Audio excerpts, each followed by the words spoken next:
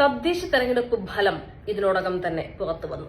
LDFന് ചെറുതല്ലാത്ത നിരാശ സമ്മാനിക്കുന്ന ഒരു തെരഞ്ഞെടുപ്പ് ഫലമാണ് വന്നത് എന്നതുകൊണ്ട് മാത്രം LDFനെ ഇടതുമുന്നണിയെ പൂർണ്ണമായും അങ്ങ് എഴുതി തള്ളിക്കളയാം, LDFനെ അങ്ങ് കടലിൽ തള്ളിക്കളയാം എന്നൊക്കെ പറയുന്ന ചില വൈകാരിക പ്രകടനങ്ങളൊക്കെ തന്നെയും UDF നേതാക്കളുടെ ഭാഗത്ത് നിന്ന് കണ്ടു.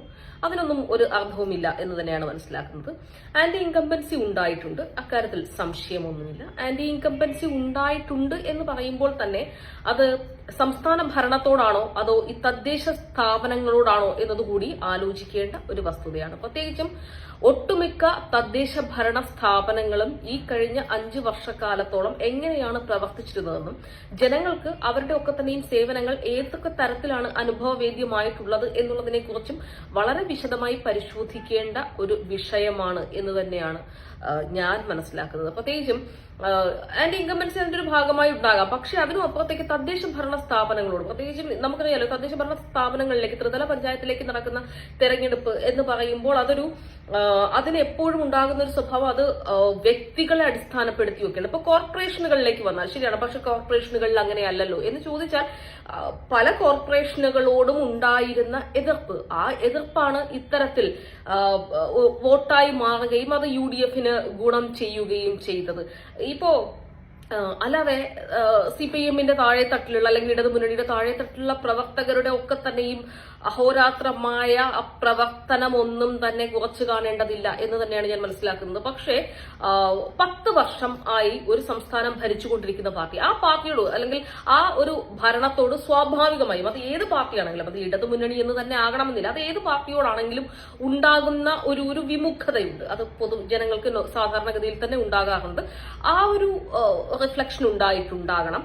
ഒപ്പം തന്നെ ഈ പറഞ്ഞതുപോലെ തദ്ദേശ ഭരണ സ്ഥാപനങ്ങളോടുള്ള എതിർപ്പ് അത് ശക്തമായി ജനങ്ങൾ പ്രകടിപ്പിച്ചു എന്ന് തന്നെയാണ് ഇതിൽ നിന്ന് മനസ്സിലാക്കേണ്ടത്. ഒപ്പം തന്നെ തിരുവനന്തപുരം കോർപ്പറേഷൻ അത് വ്യക്തമായി അല്ലെങ്കിൽ ഒരു പ്രത്യേകമായി എടുത്ത് പരിശോധിക്കേണ്ട ഒരു വിഷയമാണ്. തിരുവനന്തപുരം കോർപ്പറേഷനിൽ ഇന്നലെ മുതൽക്ക് തന്നെ 15,000 ലഡു ഒക്കെ BJP ഓർഡർ ചെയ്ത് വെച്ചിരുന്നു. അതായത് ഇത് കഴിഞ്ഞാൽ ഉടൻ തന്നെ സെലിബ്രേഷന് തുടക്കം കുറിക്കാൻ വേണ്ടി 15,000 ലഡു ഒക്കെ എടുത്തു വെച്ചിരുന്നു എന്നാണ് മനസ്സിലാക്കുന്നത്. മുനിസിപ്പാലിറ്റി BJPയെ സംബന്ധിച്ചിടത്തോളം മുനിസിപ്പാലിറ്റി കഴിഞ്ഞ പ്രാവശ്യം 2ആണ്, ഇക്കുറിയും 2 തന്നെയാണ്. പക്ഷെ അതിൽ ഞെട്ടിക്കുന്ന ഒന്ന് തൃപ്പൂണിത്തുറ കൂടി അവർക്ക് കിട്ടുന്നു എന്നുള്ളതാണ്. പന്തളം അവർക്ക് നഷ്ടമാകുന്നു, അതേസമയം തൃപ്പൂണിത്തുറ കൂടി അവർക്ക് ലഭിക്കുന്നു എന്നതുകൂടിയുണ്ട്.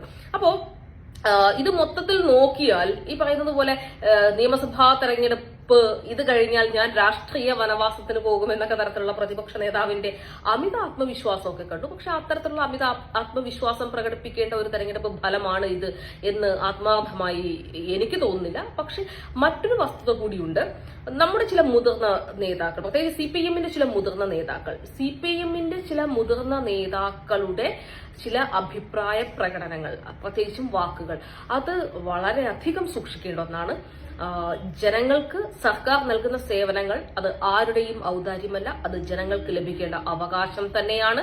പക്ഷെ ഈ വീണു പോകുന്ന ഒരു ആ വാക്കിനെ വലിയ രീതിയിൽ ക്യാമ്പയിൻ ചെയ്യാൻ ഇപ്പുറത്തൊരു വിഭാഗമുണ്ട് എന്നുള്ള ഓർമ്മ എല്ലായ്പ്പോഴും എല്ലാ നേതാക്കന്മാർക്കും ഉണ്ടാകണം. ഇത് ഒരു പ്രാവശ്യമായിട്ടല്ല. ഇത് ഒരു കാര്യം കൂടി ഓർമ്മിപ്പിക്കാനുള്ളത്, ഇത്രമേൽ പ്രവർത്തിച്ച് അതിനുശേഷം ഇങ്ങനെ ഒരു പരാജയമൊക്കെ ഏറ്റുവാങ്ങിയതിനു ശേഷം അത്തരത്തിലുള്ള അണികളുടെ മൊറയിലിനെ പൂർണ്ണമായും തകർക്കാൻ മാത്രമേ ഇത്തരത്തിലുള്ള പ്രസ്താവനകൾ കൊണ്ട് കഴിയുകയുള്ളൂ.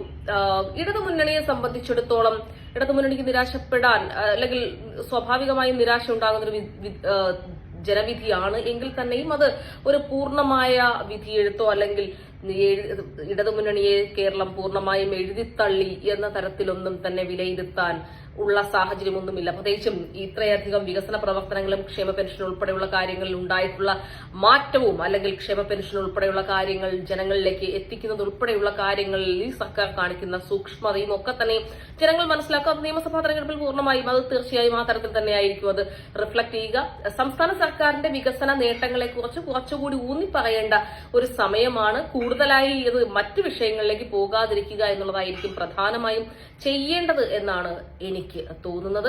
ഒപ്പം തന്നെ ഈ അഭിപ്രായ പ്രകടനങ്ങൾ അത് അനവസരത്തിലുള്ള അനൌചിത്യകരമായ ഈ അഭിപ്രായ പ്രകടനങ്ങളും വാക്കുകളും ഒഴിവാക്കുക കൂടി വേണം നേതാക്കൾ.